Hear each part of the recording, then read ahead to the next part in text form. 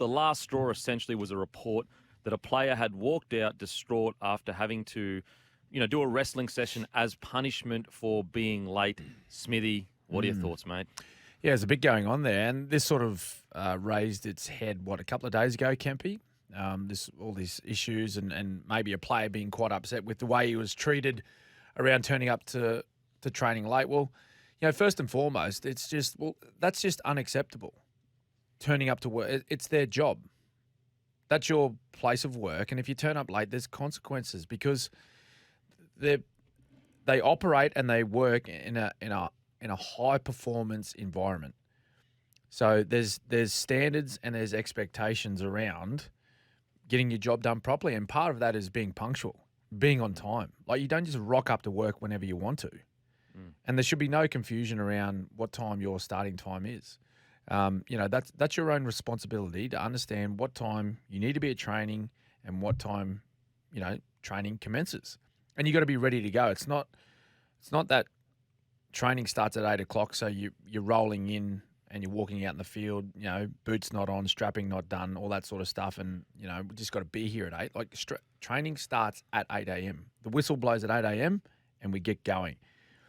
The thing, that stood out to me from Cameron Ciraldo, and he said it multiple times, was, so talking about the culture, right, at the Bulldogs, and he's trying to build this winning culture, because he's right. Like, they're not winning. They haven't been winning football games for a long, long time. So they don't have that winning culture, that winning feeling. So for those people, for all of our listeners out there sort of thinking, culture, it's this fancy word that gets thrown around. To me, right, the way I break it down, because I don't tend to like using the word culture either. And it was a word associated with my old club, the Melbourne Storm, a lot. Okay. All culture is, it's standards and behaviours that you demonstrate every day. And it's standards that you accept or you don't accept. It's something that you want to build, something that's quite strong and that everyone believes in and upholds every day. Okay, that's all culture is. It's standards that you build around the place and what you're willing to accept, and the behaviours that go along with those standards that allow you to achieve your goals. And they're the things that you need to constantly bring to work every day, to work, training, whatever you want to call it.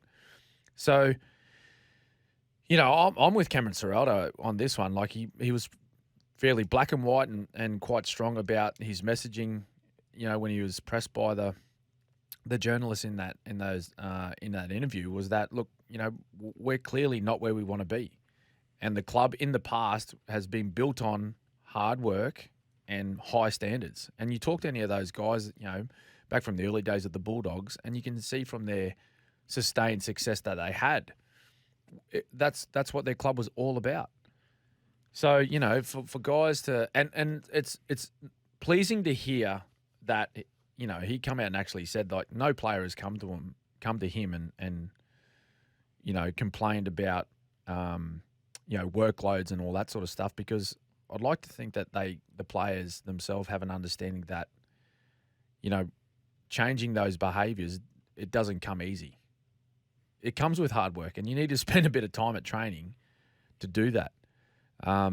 So, yeah, obviously, it sounds like there was just one player that wasn't really happy with the way they dealt with some things across, whenever it was, the last week or so.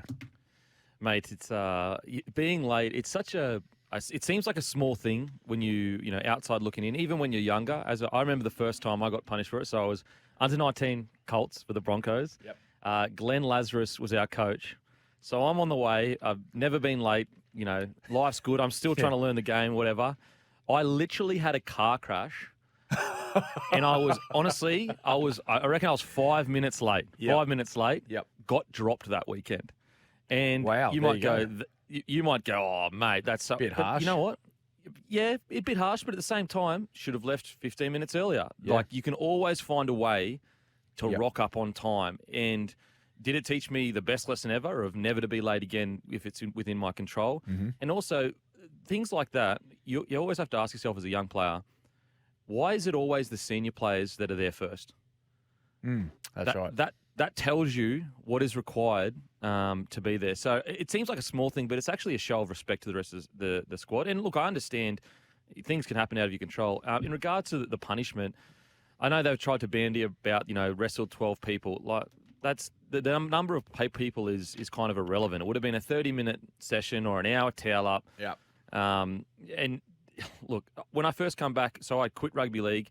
The Broncos called me, said, "Can you come back in and play?" So I hadn't done any preseason. I was completely fresh. Yep. Came in, we did a wrestling session, and I got absolutely dominated the whole session. So this is an hour-long proper preseason wrestling session, which was my first session of Yep. any fitness for I'd quit rugby league for months and months. Yep. Anyway, we got to the end, and I didn't dominate the last tackle. So they made me tackle all the big boys until I did dominate the last tackle. The session was so hard that the next day I was spewing in the morning before training because I was so fatigued. And so, I was going to say, how'd you go after that? oh mate, Not great, obviously. yeah, not great. And so, look, it sounds extreme, but if you want to be at the top, if you're not rocking up to training feeling uncomfortable, I don't think that you're really progressing where you need to progress at such an elite level. Yeah. And, mate, I'll back you up. Look, I only played at the one club, but, there was things in place for us too where, if someone turned up late, we've had a fine system in place.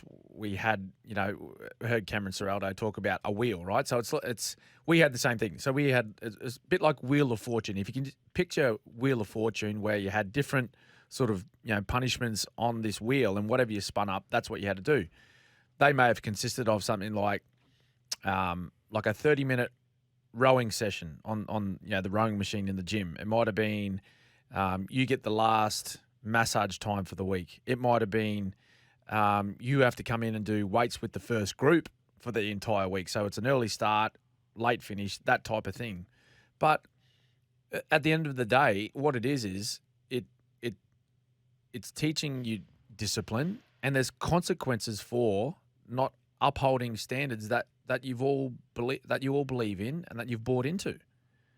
That's what it's all about. And you got to remember this isn't the NRL and all team sports for that matter. It's not about a single person or an individual. If you turn up late to training, you're holding up the entire team. So you're putting everyone out for the entire day, not just yourself. It's not like you're running your own business and you can rock up to work whatever time you want and just start your day. If training starts at 8 and you rock up at 8:05 or 8:10, you've left 25, 30 other people waiting for you to get started.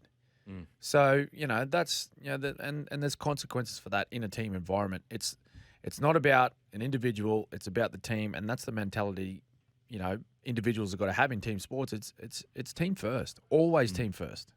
Yeah, it's. I actually read a report earlier in the week that, it was reported that some players were frustrated that it was an 8 till 4. You had to work 8 till 4 all week. Right. Now, when it first came out, I was like, well, it's a bit arbitrary to force people to stay every single day from 8 till 4. Shouldn't it be till the work gets done? But after hearing Ciraldo say it's literally only one day. Yeah. Wow. One long day a week. That's what he said. That's easy. Yeah, which is 8 till 5:30. Mate. That's what he said. 8 till Yeah. 5:30. What he said. If you're finishing at 5:30, that's the latest you'll leave, I think. So and as he mentioned, he goes, the last organisation I was at, they had much longer days than that. That's being Penrith, of course. And I can guarantee you, if you go down and go do 12 months with Craig Bellamy at the Melbourne Storm, you arrive at training before the sun comes up, and you leave training when the sun's gone down. So they're a long day. And look, have a look at the success both clubs have enjoyed. Penrith and the Melbourne Storm. Penrith, looking to go for 4 grand finals in a row, and the Storm, they've been almost a lock in the top 4 for the last decade.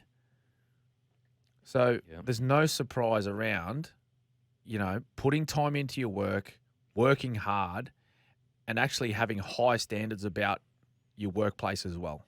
There's no secret as to why those two clubs have done so well for a long period of time. Yeah, it's look, I applaud Ciraldo for, I guess, standing firm in what he's believing, and whether it works or it doesn't work, I do applaud him for going, you know what, I'm going to live or die by the sword. I'm not going to meet someone halfway and be, oh, okay, let's Yeah. pull this back, let's pull that back. How do you think they improve in 2024, Smithy? Well, I guess personnel, like they got to try and sort their squad out first and foremost. But it's no easy fix, Kempy. Like there's no quick fix. Like you got to be patient and you got to continue to work hard. Like I remember when Craig Bellamy first turned up at the Melbourne Storm, like we had some quality senior players there, but the majority of the squad that was put together going into that 2003 season, like we were all rookies. We were young fellas. So it took us a good, 4 or 5 years to get going and be, a competitive footy side that went out there and won a lot of football games. In those first couple of years, it was a struggle. Like we were sort of like I wouldn't say we were an average footy side, but we were a middle of the road type of footy team where, we'd get in the top 8, we'd get to finals, but, there was always better teams than us. But it was always about the standards and always trying to be better and upholding those standards, day on day, week on week, year on year, until finally we progressed, which, again, Cameron Ciraldo was talking about. Like, all we're trying to do is grow these standards. We're trying to grow this culture at this club to where it needs to be until we become, a side that regularly wins football games. That's what it took us. It took us, 4 or 5 years to get that done. So they just need to stick at it, and which I think, by the way he was talking was, head coach, mate. Like at the end of the day, he's been given that job to turn the place around. So and he has a clear vision of how that can happen. So that's he's sticking to his guns, and good on him for doing that. Well, actually, it's interesting because, and before we head to a break, and we'd love to hear your text on this, 0457 736 736. Give us your thoughts. But funnily enough, guess who in the middle of the year dropped players for being late and now is one of the form teams of the competition? The Newey Knights. I'm going to say the Knights. Yeah, the Newey Knights. So it just shows you that if you just hang in there and keep driving those standards, you're going to get rewarded with it. And the Doggies, like I hope eventually they do turn it around because, the Dogs are a powerhouse. Everyone wants the Doggies to go well. And, the players involved, I hope that the players that feel that it's the wrong direction or whatever, I hope they just take a step back and go, you know what, there's something to learn here. There's really something to learn here. And when you look at the Knights situation, just going back to that, can be like their head coach. Like, what 2 clubs has he been a part of? Yep. For Newcastle. Storm, Roosters. 2 successful clubs. Yep.